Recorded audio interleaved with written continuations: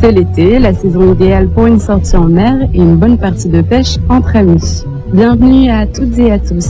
Cette semaine, au programme de Parole d'Assaut, de la pêche. Dans les studios de Radio Albatros, Daniel Thomas, président de l'association Pêcheurs Plaisanciers Le Havre. Bonjour. Bonjour. Alors, c'est un plaisir de vous recevoir dans Parole d'Assaut. Bonjour, merci de nous recevoir, de s'intéresser à nous. Alors, Daniel Thomas, pour résumer, votre association, comme son nom l'indique, a pour vocation de rassembler régulièrement un groupe d'amateurs pour pêcher. Vous organisez des sorties, formez les membres du club aux différentes techniques de pêche en mer et veillez particulièrement à ce que les réglementations soient respectées. Alors, pour la petite histoire, qui a été à l'origine de ce projet associatif ? Alors, à l'origine, c'est moi, tout modestement. C'est moi qui, il y a 10 ans maintenant, ça fera 10 ans au mois de janvier exactement, j'ai décidé de contacter d'autres pêcheurs parce que rester seul dans son petit coin, c'est pas l'idéal. Donc, on a démarré tout petit avec 25, 30 et au fur et à mesure, c'est monté. Nous sommes 127 maintenant. Ah oui, vous êtes nombreux alors ? Oui, on pourrait être encore plus nombreux. Je voudrais. Alors, où se trouve votre siège social ? Alors, le siège social, c'est l'hôtel des gens de mer, donc rue Voltaire. Ce n'est qu'une adresse en finale de siège, car notre salle de réunion nous est prêtée par la ville du Havre. Il se trouve au 54 rue du Perret. Alors, c'est aussi une association très bien organisée, on peut le dire. Le CA est géré par 14 personnes. Qui sont-elles ? Ah, c'est tout un bureau en finale. Le président, c'est moi, j'y suis et je reste depuis quelques temps. Après ça, j'ai un vice-président qui s'appelle André Delcher. J'ai un secrétaire qui s'appelle Jean Lemonze, un secrétaire adjoint qui s'appelle Patrick Gobet. Et après, on a des commissions, des gens qui s'occupent plus ou moins des animations, de tout ce qui est publicité, des choses comme ça. Chacun a sa tâche et heureusement parce qu'il y a beaucoup de travail. Alors, il y a une préparation avant les sorties. Il y a notamment une initiation au montage. De quoi s'agit-il ? Alors là, c'est technique. Chaque poisson a une façon d'attraper les appâts, donc on ne peut pas attraper un bar comme un merlan ou comme une dorade. Il faut absolument avoir des bâtillons qui correspondent aux poissons recherchés. Donc chaque année est divisée en finale. Il y a des saisons pour chaque poisson. Et après ça, nous on donne les cours, il y a beaucoup, c'est très technique. Mais on a des gens super compétents pour ça, dont un qui s'appelle Jean-Paul Connour, qui est un champion de pêche depuis plusieurs années. Alors, il y a également des consignes de sécurité à bord qui sont dispensées. Lesquelles, par exemple ? Alors là, je suis très à cheval sur la sécurité, parce que la mer, c'est pas un terrain de jeu facile. Donc, en premier lieu, il faut que tous les collègues qui sortent avec nous aient tout le matériel obligatoire de sécurité. On parle tous entre nous sur un canal qui est le canal 6, qui est un canal libre en VHF. En plus des portables, mais comme nous sommes un petit peu éloignés de la côte, les portables, ça passera toujours bien, donc on a la VHF qui nous sert. Alors, notre façon de faire, c'est de savoir que tout le monde a bien son matériel, que tout le monde sait se servir de son matériel, parce que pas le tout de l'avoir si on ne sait pas s'en occuper. Et puis, c'est aussi un point très important pour nous, l'entraide à la mer. On ne laisse jamais un copain embêté en mer. Alors, vous pourriez nous présenter une journée type en mer ? Une journée type, alors c'est suivant les heures de marée, bien évidemment, suivant les coefficients, suivant les saisons, on va chercher tel poisson. Bon, actuellement, c'est la dorade, par exemple. Donc, on va partir en général vers 8h, 8h30. Tout le monde, on fait un petit briefing pour bien savoir où on va, comment on y va, et puis toujours ces règles de sécurité. On ne peut pas pêcher partout en mer, n'importe où et n'importe comment. Il y a des zones qui sont permises, d'autres qui ne le sont pas. Donc ça, il faut que ça soit répété, rabâché, comme on dit. On part tous en groupe, parce que ça, c'est une question de sécurité. Donc on navigue les uns derrière les autres, ou pas très loin l'un de l'autre. Et quand on arrive sur les lieux de pêche, où on pêche disons, à l'ancrage, ou en dérive. Mais bien souvent, pour des problèmes de sécurité, on est ancré. Ensuite, tous les collègues qui sont avec nous, tous les copains, préparent leur badling, préparent leur canne à pêche et ainsi de suite, et leurs appâts propres. Et là, on commence des journées de pêche très sympas avec quelques rigolades à la VHF sur le canal 6. Pas trop, parce qu'il faut pas trop. Mais il faut rester sérieux quand même. Voilà. Alors, vous organisez donc régulièrement des sorties à thème. Comment sont choisis ces thèmes? Les sorties sont choisies suivant l'époque, puisqu'on cherche des poissons à différentes époques. Alors, vous disiez qu'en ce moment, c'était la dorade. En ce moment, c'est la dorade. On a eu la raie qui dure un petit peu encore, mais actuellement, on va être en pleine zone dorade. Hein, c'est le moment ou jamais. Donc, on va avoir des badlings bien spécifiques pour la dorade, des appâts bien spécifiques également pour la dorade, et c'est pour ça que beaucoup de pêcheurs nous rejoignent, parce que ils sont habitués à pêcher du maquereau à la mitraillette, mais c'est pas tout le monde le but d'un club de pêcheurs. C'est plutôt de leur apprendre à faire des badlings qui correspondent aux poissons qu'ils vont chercher. Et ce jour-là, en général, c'est 2 sorties officielles par mois, qui sont d'ailleurs autorisées par les affaires maritimes, je veux dire. Là, on est obligé de rendre compte au cross et puis par des ringolades, on va dire, à la gendarmerie. Et là, on a une autorisation de sortie pour la journée, voire reporter au lendemain si la météo n'est pas bonne. Alors, les poissons que vous choisissez, ça se fait en fonction en fait des cycles de reproduction. Tout à fait. Alors, ça se passe comment? Ça dure longtemps, les cycles de reproduction?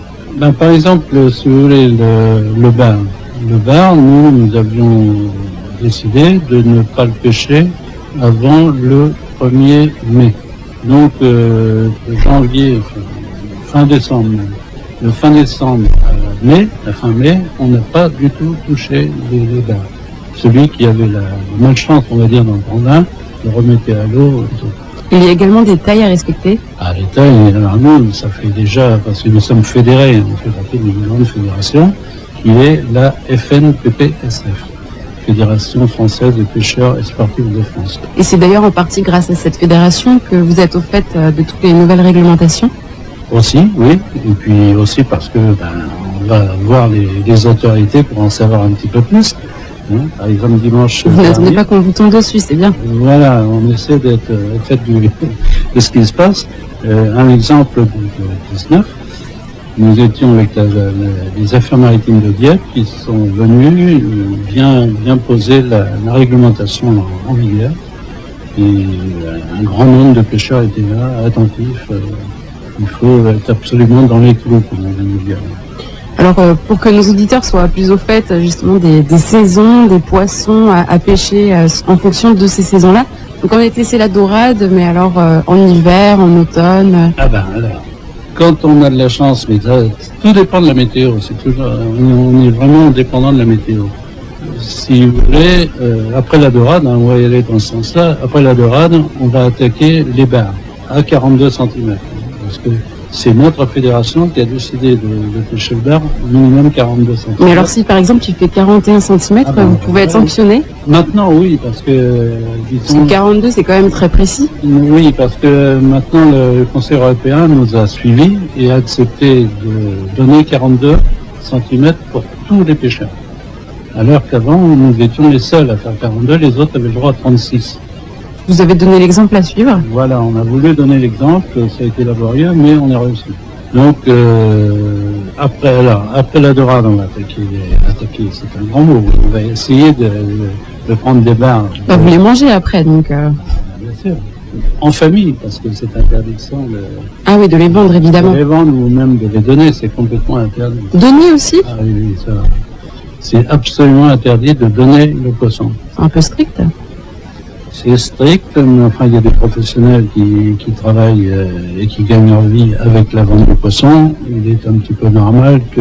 On ne va pas leur couper l'herbe sous le pied. Voilà, on ne va pas braconner de notre côté. Voilà. Certains le font, pas chez nous. Donc alors vous disiez qu'il y a le bar après la dorade, donc oui. En automne à peu près? Voilà, on va attaquer le bar, disons, fin août. jusqu'au mois de novembre.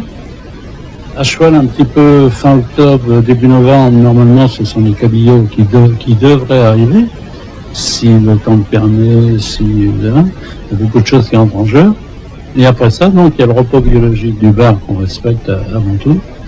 Et après ça, on redémarre sur des merlans, par exemple. Et puis, les poissons plats, genre carlet, sole, limande, voilà. On trouve de la salle au Havre? Ah oui, de très très belles sols. Ça fait rêver, c'est pas les sols que l'on voit dans les magasins. Hein. Vous pouvez trouver des sols qui fassent 30 cm de long. Ça donne envie d'aller pêcher. Ça donne envie d'aller pêcher, surtout que c'est un excellent poisson. Alors vous organisez donc des voyages à l'étranger pour la pêche au gros. Votre objectif est de partir tous les 2 ans. Qu'est-ce qui vous pousse à partir si loin pour ce type de pêche? Ce qui nous pousse, c'est un peu l'exotisme. Mais avant tout, c'est la pêche. La pêche sous les tropiques n'est pas du tout la même que celle que l'on peut faire au Havre. Alors justement, vous avez été où? On a fait le Sénégal 3 fois. Donc c'est Sali, c'est un village sur la côte, à 90 km au sud de Dakar, où il y a des organisateurs de pêche vraiment à la pointe. Et là, on pêche vraiment de très très beaux poissons. Comme quoi, par exemple? De poissons. Beaucoup d'espadons, des dorades chloryphènes, des mérons, des carpes rouges. Vous les mangez sur place, du coup? Ah non, d'ailleurs, on peut... Si, on peut. Par exemple, quand on peut reprendre 2 ou 3 dorades, on demande à l'hôtelier, au cuisinier, de nous faire un petit peu de carpaccio, par exemple. Mais sinon, tout ce que l'on peut pêcher est redonné aux Sénégalais. Et tout ça, on ne peut pas rentrer en métropole avec des espadons. C'est vrai. Alors, vous êtes parti 3 fois donc au Sénégal. Et vous êtes également parti entre deux en Irlande. Oui, alors une équipe est partie en Irlande, bien sûr, là c'était plus pour pêcher le bar et le cabillaud. Le climat n'est pas tout à fait le même, hein, bien évidemment. Il faut aimer le froid, il faut aimer la mer un petit peu forte, mais ça fait des souvenirs inoubliables. Vous en avez un à nous raconter? Non, parce que personnellement, je ne suis pas allé en Irlande. Je peux vous en raconter pas mal sur... sur le Sénégal, sur alors. Sur le Sénégal, là, il n'y a pas de souci. Allez-y. Eh bien, écoutez, par exemple, j'ai vu un jeune Sénégalais qui pilotait notre bateau se lancer et on pensait qu'il était tombé à l'eau. Et au final, il a plongé sur un espadon. Il a attrapé l'espadon par le rostre et il l'a ramené à son copain qui a réussi à le remonter avec une gaffe à bord. Ah oui, c'est Koh-Lanta, là. Oui, on a pensé vraiment qu'il était tombé à l'eau parce que ça remuait et puis un espadon, croyez-moi, ça fait beaucoup de vagues. Hein, alors il était capable de rester longtemps en apnée? Lui, le Sénégalais, non, parce qu'il a été tellement rapide qu'il nous a tous éblouis. Finalement, c'est après, on s'est dit, il aurait pu se faire esquinter, quoi. Parce que le rostre d'un espadon comme celui-ci faisait au bas mot 1m20, 1m30 quand même. Donc il pouvait très bien se faire traverser. C'est un peu une folie qu'il a fait. Enfin, il nous a dit après qu'il l'avait déjà fait. Bon. Et vous étiez en admiration? Évidemment, parce que personnellement, je l'aurais pas fait. Mais quand vous voyez ces espadons qui font 40 kilos, 45 kilos et qui font des bonds de 2 ou 3 mètres, on les ramène pas du bateau, ils arrivent à 10 mètres et d'un seul coup, ils vous reprennent 300 mètres de fil. Au bout de 20, 25, 30 minutes, croyez-moi, les bras, ça fait mal. Hein, c'est sportif. Hein. Ah, c'est très sportif. Même les dorades chloryphènes.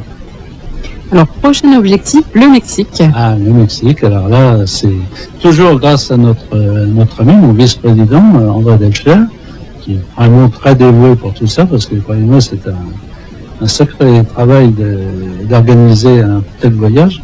Donc là, c'est prévu pour le mois d'octobre 2016. Voilà. Certains vont y rester une semaine et d'autres ont choisi de rester une deuxième semaine. Pour faire du tourisme. Voilà, faire un petit peu de tourisme. Il faut en profiter, voilà. Évidemment. Oui, c'est quand même pas la porte à côté. Et alors, vous y allez pour pêcher un poisson en particulier? Ah, le poisson coq. Alors, c'est quoi un poisson coq? Le poisson coq, c'est un poisson énorme, de couleur rouge, avec une crête comme un coq, mais c'est des crêtes, ce sont des épines au final, hein, c'est très dangereux. Et ce sont des poissons qui font entre 30, 40, 50 kilos. Alors vous partez à une trentaine pour la première semaine du mois. Les inscriptions sont-elles terminées? Les inscriptions sont terminées pour 2016. Il faut savoir que le but aussi de notre asso, c'est d'amener des pêcheurs pêcher des poissons qu'on ne connaît pas chez nous. Voilà. Mais on en profite pour que les épouses viennent si elles le veulent. Parce qu'il n'y a pas de femmes dans votre association? Ah non, c'est pas parce qu'on ne veut pas, mais la mer c'est un petit peu difficile. Donc on pourrait, on en a une. Au final, c'est son mari qui est adhérent, elle l'accompagne de temps à autre, mais on ne peut pas dire qu'elle soit très impliquée. Voilà. Donc nos épouses nous accompagnent, elles font un petit peu de balade et visitent le pays un peu plus que nous. Et puis voilà, c'est sympa. Et puis vous leur pêchez du poisson? On leur pêche du poisson, elles sont contentes, elles voient qu'on passe un bon moment, donc tout va bien. Alors au-delà des sorties en mer, des voyages à l'étranger, tout au long de l'année, vous organisez de nombreuses activités, mais aussi des stages et des formations. Qu'avez-vous fait cette année? Oh, on a fait beaucoup de choses. En formation, là, il y a des formations de technique de paddling, bien évidemment. Ça, c'est plus qu'important. Des formations de matelotage, des formations de sécurité avec la SNSM, avec sauvetage en mer, reprendre, remonter sur les radeaux de sauvetage, se servir de matériel, genre fusée, choses comme ça. Stage de fonctionnement de VHF, parce que beaucoup ne savaient pas, ne connaissaient pas les VHF. Nous, on pousse tout le monde à avoir une VHF à bord. C'est le minimum de sécurité qu'on peut demander. Donc il y a des façons de s'en servir, il y a des procédures, bon, voilà. Donc on leur apprend tout ça.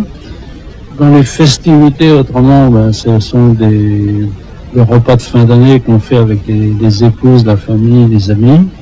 Ça, c'est très intéressant. Parce que c'est une association, en fait, très conviviale, finalement. Tout à fait. C'est le but, hein. C'est pas le tout de se faire plaisir à pêcher. Il faut aussi que nos familles et nos amis en profitent un petit peu. Parce qu'on est rarement à la maison, quand même. Donc,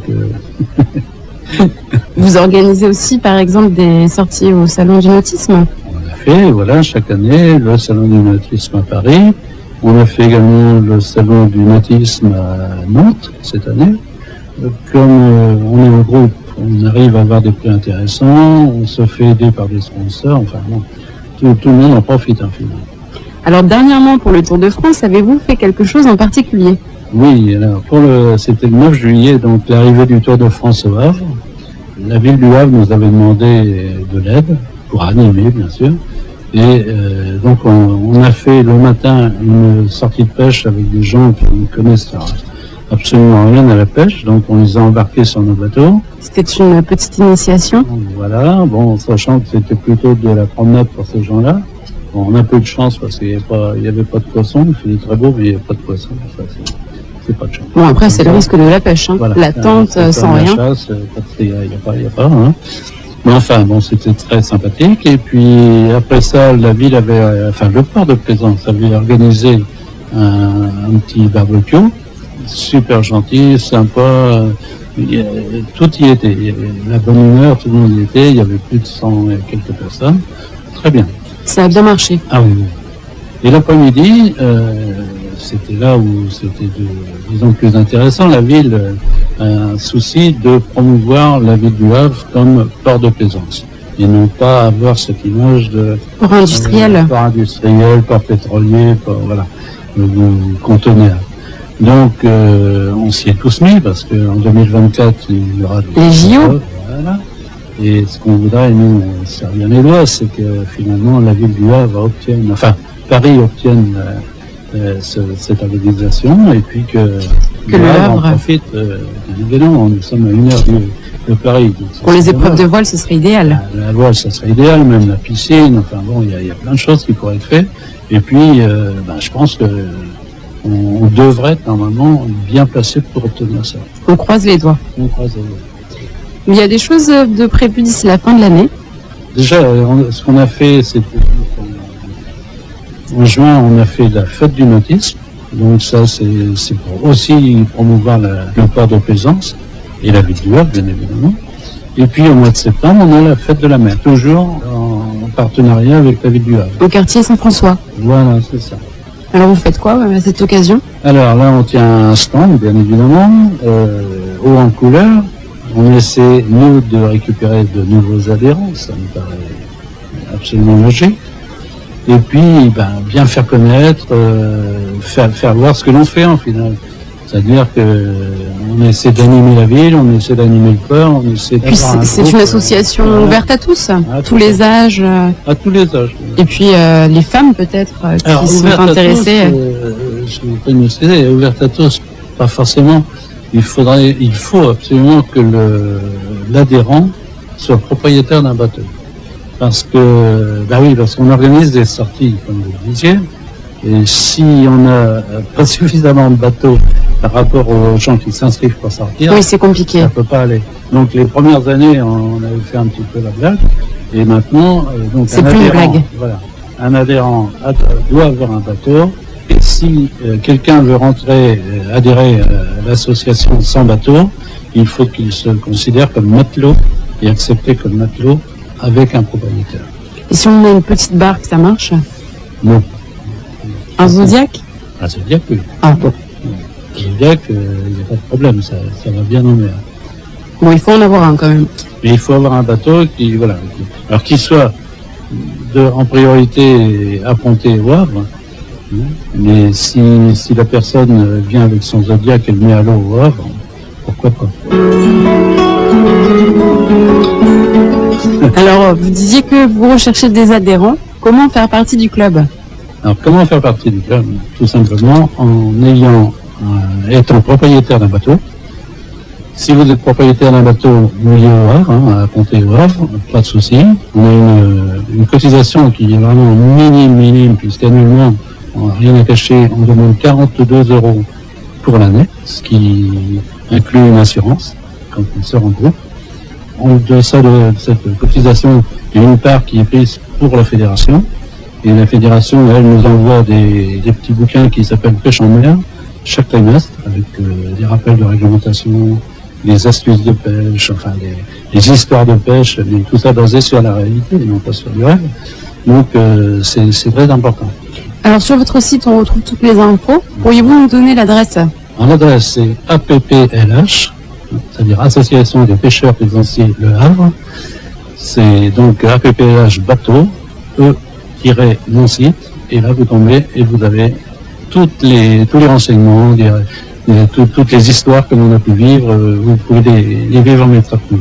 Et ça fait envie. Et ça fait envie, on essaie. Et alors, il y a également une permanence téléphonique toutes les semaines. À quel moment peut-on vous contacter? Et pourriez-vous nous communiquer le numéro? Alors, c'est plus qu'une permanence téléphonique, c'est une permanence... Oui, une permanence tout court. Une permanence tout court qui se passe donc au 54 rue du Perret. C'est une salle qui nous est prêtée par la ville du Havre.